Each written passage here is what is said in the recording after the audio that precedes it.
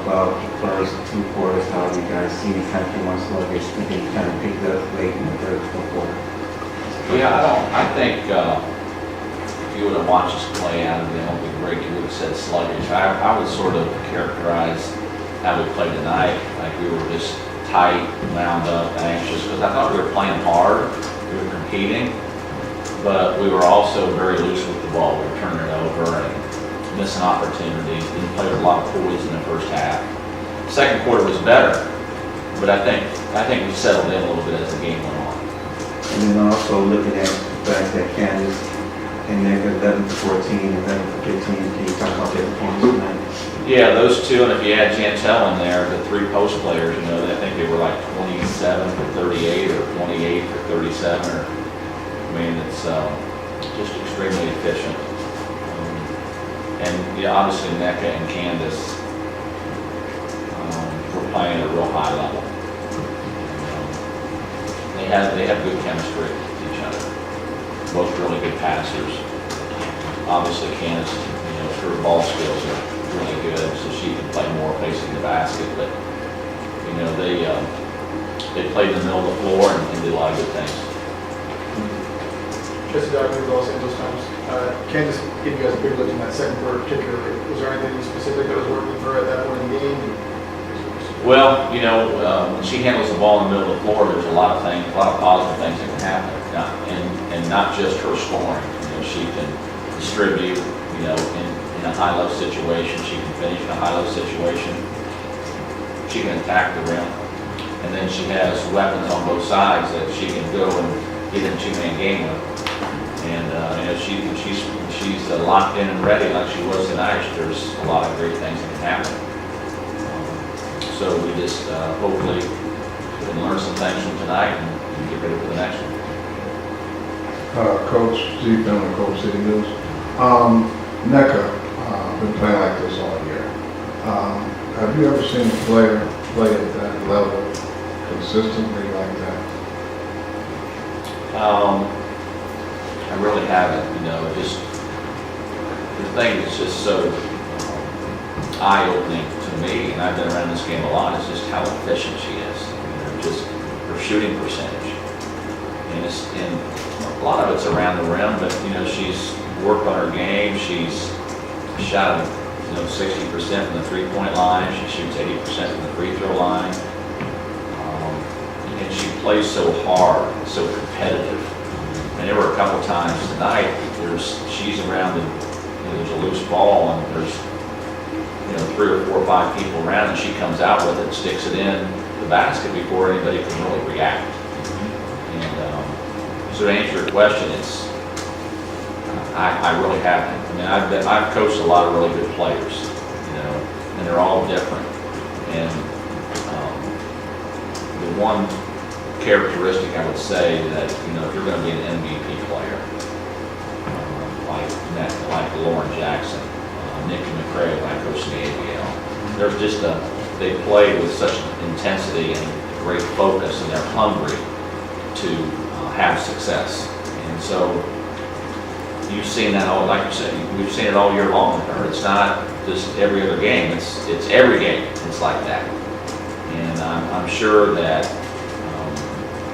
people that have to gear up to guard her have to gear up and guard that intensity. You know, it's hard to simulate in practice.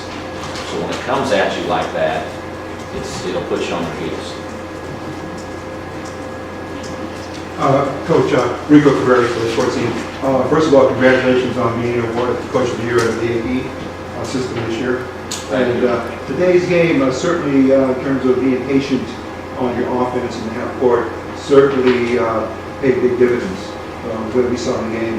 And is that what the message was? Was that your mantra to the team to stay in the offense from the half court? Well, I mean, early in the game it wasn't quite like that, but I think as the game went on, we started playing a little bit more poised, and we started to recognize what was available to us. We were missing the moment many times in the first quarter. But Chicago's a good team. You know, they put a lot of pressure on you at our defensive end, you know, because they can score.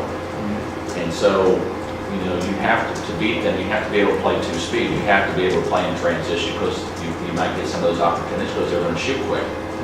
But then when they score like they do, you have to have the ability to execute in the quarter court as well.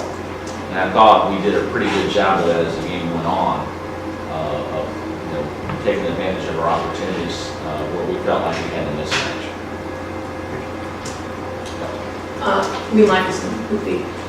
Coach, you mentioned the first quarter you were described as being wound up or being tight.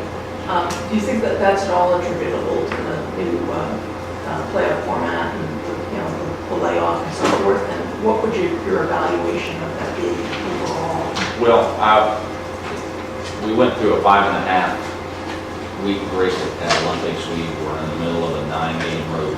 I mean, we were 2 months from even playing at home. And I felt like when we came out of the break, we were flat. I don't think we were sharp. And so we talked a lot about it, that we wanted to come out and be energized, and we wanted to get off to a good start. And we did get off to a good start, but it wasn't because of lack of effort. I thought we were wound up and tight and trying to do what we wanted to do, but we were just out of sync a little bit. So I think, like I said, I think as the game went on, we settled down late in the first quarter and through the second quarter. Turned the ball over too much still, but you know, hopefully we'll get better at that. Delmy Boreas with the Daily Hoop, kind of a follow-up to our question.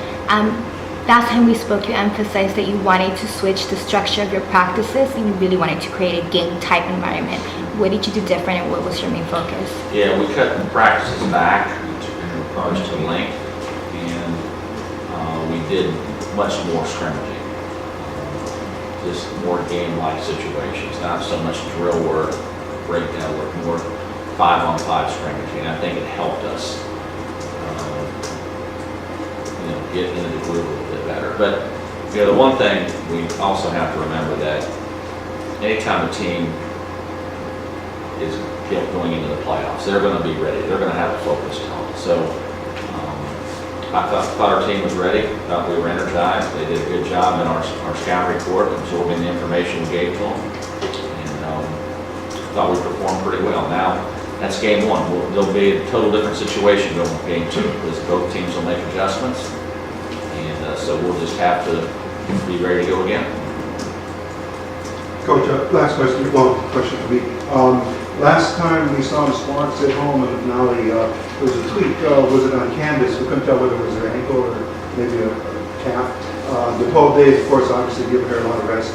Is she improving and getting stronger? Obviously tonight she's back on her game, but is there any concern from the training staff? Yeah, she's doing well. Obviously she looked live tonight and very active. You know, she just got some wear and tear on those knees. You know, it's like a lot of players in this league play a lot of basketball, and so you know, part of getting ready from game to game is rest. You know, you want to be energized for the next game. So there'll be several players on our team that won't do a whole lot tomorrow, other than you know, walk through and talk and watch film and shoot a little bit, just so we can get them re-energized for Friday. Any last question, everybody? Coach, you mentioned the scouting report. Chicago's a team that often goes deep into the bench, but it seems like more during these playoffs, and whether in part out of necessity with the line being out and so forth. But how do you scout players like Faulkner, for instance, who had some big minutes early on in the season, but then a lot of time without so much performance? Yeah, well, Jameer's a good player. They've got two really good point guards. I mean, Courtney is extremely skilled, smart player. Jameer is smart, explosive. She's like a straight line drive to the rim. She's explosive that way, where Courtney tries to probe and change speeds and get by you that way. So, she's shooting high percentage from the 3-point line. She gets to the rim. So they both put a lot of pressure on you.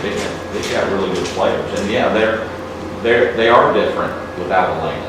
Elena is one of the best players in the world, and they've done a good job of sort of absorbing they've had a little bit of history playing without her, and I think that's helped them because they were somewhat used to it. It's not a shock to their system when, they lose her. Obviously, when they have her, they're extremely difficult to get. But I think that Kathy and Courtney and Jamira, Allie Quigley, those 4 guards, they're all a little bit different, but they put a lot of pressure on your defense, and then they rebound the ball so well offensively. And, so they can put a lot of pressure on you in different ways.